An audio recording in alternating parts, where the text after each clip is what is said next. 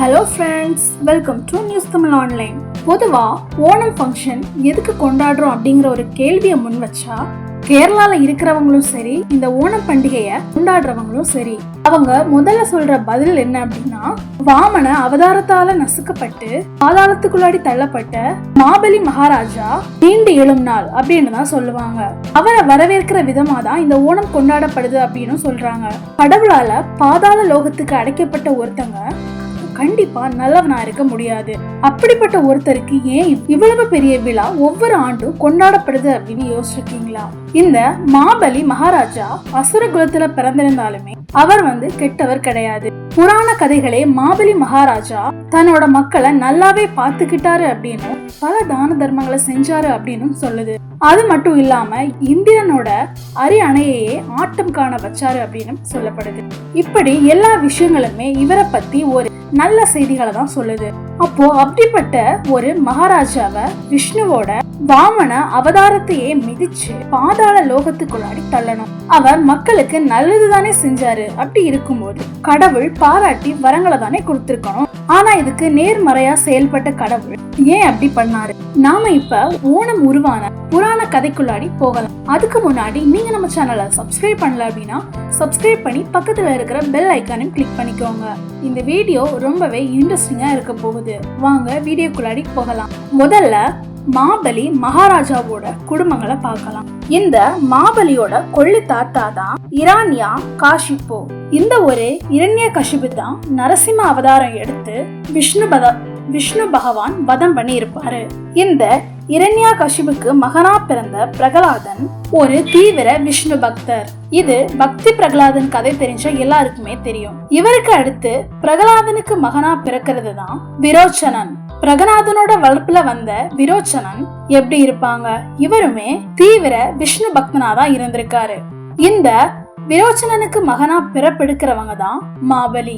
இந்த மாபலியோட கதையை பாக்குறதுக்கு முன்னாடி அவரோட தந்தைய கதையை நம்ம பார்க்கணும். அவரோட தந்தையோட கதையை பார்க்கலாம். அப்படின்னா மட்டும்தான் மாபலிக்கும் இந்திரனுக்கும் ஏற்பட்ட பகையை நம்மால தெரிஞ்சுக்க முடியும். விரோச்சன மகாராஜா தன்னோட தந்தை போலவே மாபெரும் விஷ்ணு பக்தரா இருந்து நல்வழியில தான் நாட்டை ஆட்சி பண்ணிட்டு வந்தாங்க. ஒரு நாள் தன்னோட குரு சுக்கராச்சாரியர் ஆணைக்கிணங்க சூரிய பகவான நோக்கி கடும் தவம் இருக்கு கிளம்புறாரு. அந்த தருணங்கள்ல தான் இவருக்கு மாபலி மகனா பிறக்கிறாரு. தன்னோட மகனை பார்த்த கையோட அங்க இருந்து கிளம்பின விரோச்சனன் தவத்துல போய் உட்கார்ந்துறாரு. கிட்டத்தட்ட 12 வருடங்கள் கடும் தவத்துக்கு அப்புறமா விரோச்சனன் முன்னாடி காட்சி அளிக்கிறாரு சூரிய தேவன். சூரிய பகவான் கிட்ட இருந்து ஒரு மாயாஜால கிரீடத்தை வரமா வாங்கிக்கிறாரு விரோச்சனன்.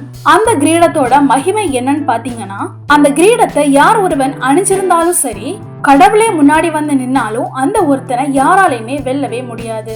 இப்படிப்பட்ட ஒரு வரத்தை பெற்ற விரோச்சனன் நாடு திரும்பி அனைத்து நாடுகளையுமே வென்று எல்லாத்தையுமே தன் வசப்படுத்துறாங்க. அடுத்து அவருக்கு வெல்றதுக்கு இந்திரலோகம் மட்டும்தான் இருக்கு. இப்போ இந்திர தேவனுக்கே ஒரு பயம் வந்துருச்சு. இந்திரனுக்கும் இவன் எங்க நம்மளோட இடத்துக்கே பாதகம் விளைவிச்சிருவானோ அப்படின்னு ஒரு பயமும் வந்துருச்சு.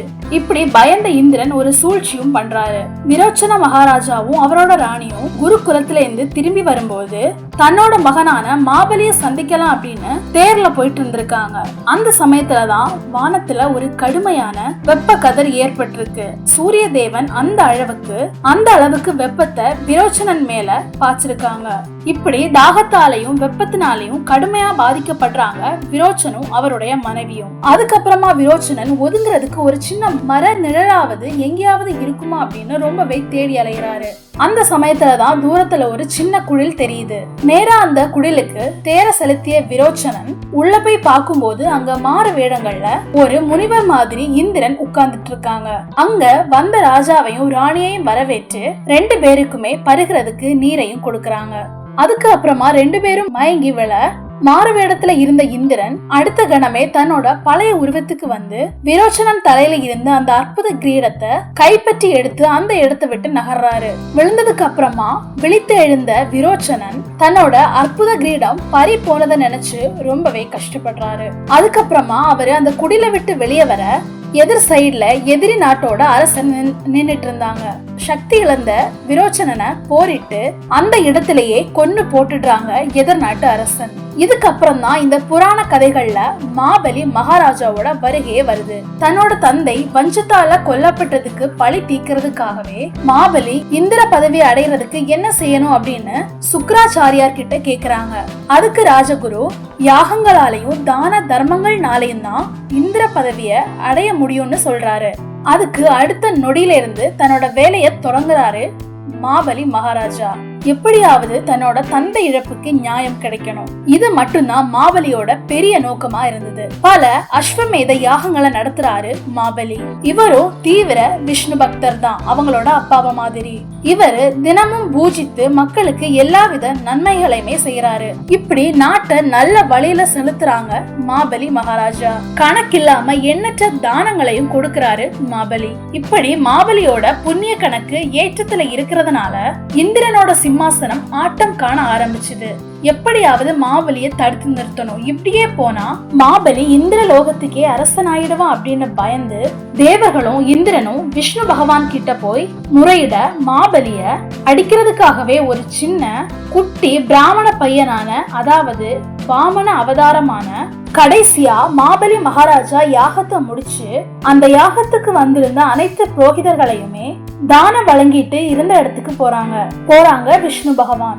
எல்லாருக்குமே அவங்க கேட்ட தானத்தை கொடுத்து முடிச்சதுக்கு அப்புறமா இந்த சிறுவன் கிட்ட வந்த மாபலி, ஐயா உங்களுக்கு என்ன தானம் வேணும் அப்படின்னு கேக்குறாங்க. அதுக்கு வாமன அவதாரத்துல வந்த விஷ்ணு பகவான், எனக்கு கொஞ்சம் நிலம் தேவை அப்படின்னு கேக்குறாங்க. என்னால எவ்வளவு நிலம் வேணும்னாலும் தர முடியும், ஆனா உங்களுக்கு எவ்வளவு நிலம் தேவைப்படும் அப்படின்னு மாபலி மகாராஜா கேக்குறாங்க. 3 அடி நிலம் கொடு, அதையும் நானே என்னோட கால்களால அளந்துக்கிறேன் அப்படின்னு சொல்றாங்க. இத பார்த்த மாபலி மகாராஜாவோட ராஜகுருவான சுக்ராச்சாரியாருக்கு சந்தேகமும் உண்டாகுது. உடனே அவரு மாபலி கிட்ட போய் வந்திருக்கிறவங்கள பார்க்கும்போது ஒரு மாயாவியா இருக்கலாம் அப்படின்னு சந்தேகம் வருது அப்படின்னு சொல்றாங்க. அதனால நீ தானம் கொடுக்காத அப்படின்னு எச்சரிக்கையும் கொடுக்கறாங்க. ஆனா மாபலி யாகம் கொடுக்கலன்னா தியானம் முழுமை அடையாது அப்படின்னு சொல்லி வந்த சிறுவனை நிலத்தை அழைக்கும்படி சொல்றாரு. உடனே விஷ்ணு அவதாரம் எடுத்த வாமன அவதாரம் ஒரு கால்ல பூமியை அளந்து இன்னொரு கால்ல வானத்தை அளந்து முடிச்சுட்டு 3வது கால் வைக்க இடம் இல்லாம 3வது கால் எங்க வைக்க அப்படின்னு மாபலி மகாராஜா கிட்ட கேக்குறாங்க. வந்திருக்கிறது விஷ்ணு பகவான் தான் அப்படின்னு புரிஞ்சுக்கிட்ட மாபலி எந்த தயக்கமுமே இல்லாம 3வது காலை என்னோட தலையில வச்சு அளந்துக்கோங்க அப்படின்னு மண்டிட்டு வேண்டிக்கிறாங்க. ஆனா அளக்கிறதுக்கு முன்னாடி உங்க பாதம் பட்டு எப்படியும் நான் பாதாள லோகத்துக்குள்ளாடி போயிடுவேன், இருந்தாலும் என்னோட மக்களை பார்க்காம இருக்க முடியாது, அதனால வருடத்துக்கு ஒரு முறை பாதாள லோகத்துல இருந்து என் மக்கள் நல்லா இருக்காங்களா அப்படின்னு நான் பார்க்கணும், எனக்கு அந்த ஒரு வரத்தை மட்டும் நீங்க தரணும் அப்படின்னு விஷ்ணு பகவான் கிட்ட கேக்குறாங்க. அப்படியே ஆகட்டும் அப்படின்னு வாமன அவதாரம் மன்னனோட தலையில காலை வச்சு அமைக்கி அடுத்த லோகமே மாபலி சக்கரவர்த்தி பாதாள லோகத்துக்குள்ளாடி அடைக்கப்படுறாங்க. அன்னையில இருந்து வருடம் ஒரு முறை மாபலி மகாராஜா மக்களை பார்க்க வர்ற நாள் தான் ஓணம் பண்டிகையா கொண்டாடப்படுது. இதுதான் ஓணம் பண்டிகைக்கு பின்னாடி இருக்கிற புராண கதை. இந்த கதைப்படி பார்க்கும்போது மாபலி ஒரு தீவிரமான விஷ்ணு பக்தன். மக்களுக்கும் பல தான தர்மங்களை மட்டும்தான் செஞ்சிருக்காங்க. சாகும்போது கூட தன்னோட மக்களை பார்க்கணும் அப்படின்னு தான் வரமும் கேட்டிருந்தாங்க. அப்படிப்பட்ட ஒரு நல்லவங்களை கடவுள் ஏன் இப்படிப்பட்ட ஒரு அவதாரம் எடுத்து அழிக்கணும்? நல்லது பண்றவங்களை நல்லது பண்ணணும் அப்படின்னு தானே விட்டுருக்கணும். கடவுள்னா அதை தானே பண்ணிருப்பாங்க. ஓணம் அப்படிங்கிறது தமிழர்கள் கைவிட்ட, தமிழர்கள் மறந்த ஒரு தமிழ் பண்டிகை. இதுதான் உண்மையும் கூட. கணங்கொள் அவுணர் கடந்த பொலந்தார் மாயோன் மேய ஓண நல்லாள். இது சங்க காலத்து புலவரான மாங்குடி மருதனார் எழுதின 10 பாடல்கள்ல எழுதின ஒரு பொக்கிஷம். இதுல மாயோனின் பிறந்த நாளை கொண்டாடிய தமிழர்கள் அப்படின்னு அதுல குறிப்பா எழுதியிருக்காரு. இதுல மாயோன்னா வேற யாரும் கிடையாது, விஷ்ணு பகவான். இவரோட கூற்றுப்படி மதுரையிலேயே சங்க கால ஆட்சியிலேயே ஓணம் அப்படிங்கிறது கொண்டாடப்பட்டிருக்கு, அதுவும் மாயோனுக்கு. மாயோனுங்கிறது யாரு?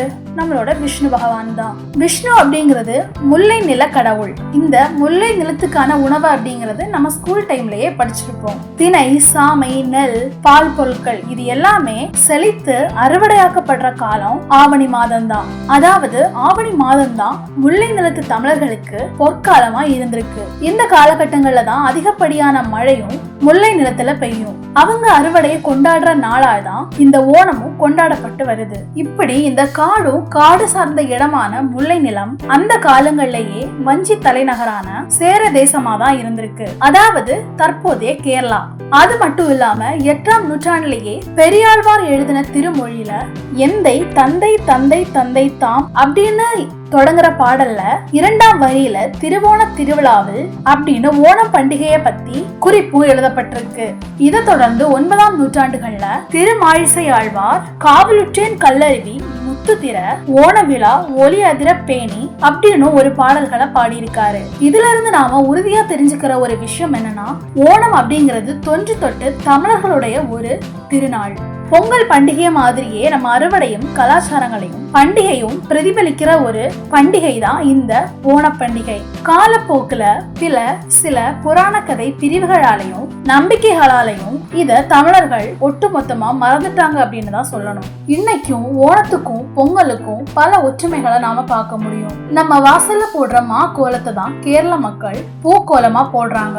இங்க நடத்தப்படுற கும்மி பாட்டு தான் அங்க கைகொட்டு களியாட்டமா நடத்தப்படுது. அதே மாதிரி அங்க புலியாட்டமும் இருக்கு. இந்த மாதிரியான எக்கச்சக்கமான ஒற்றுமைகளை கேரளாவிலையும் தமிழ்நாட்டிலையும் பார்க்க முடியும். ஒரே வேர்கள்ல இருந்து வந்த விழாக்கள். இது நம்மளோட பழங்கால பண்டிகையை நாம தெரிஞ்சுக்க வேண்டிய நேரம். இது கேரள மக்கள் மட்டுமே கொண்டாட வேண்டிய பண்டிகை கிடையாது. நம்ம அனைவருமே இணைந்து கொண்டாட வேண்டிய பண்டிகை தான் இந்த ஓணம் பண்டிகை. இந்த வீடியோ உங்களுக்கு பிடிச்சிருந்தா லைக் பண்ணுங்க, ஷேர் பண்ணுங்க. அப்படியே நம்ம நியூஸ் தமிழ் ஆன்லைன் சேனலையும் சப்ஸ்கிரைப் பண்ணுங்க. தேங்க்ஸ் ஃபார் வாட்சிங்.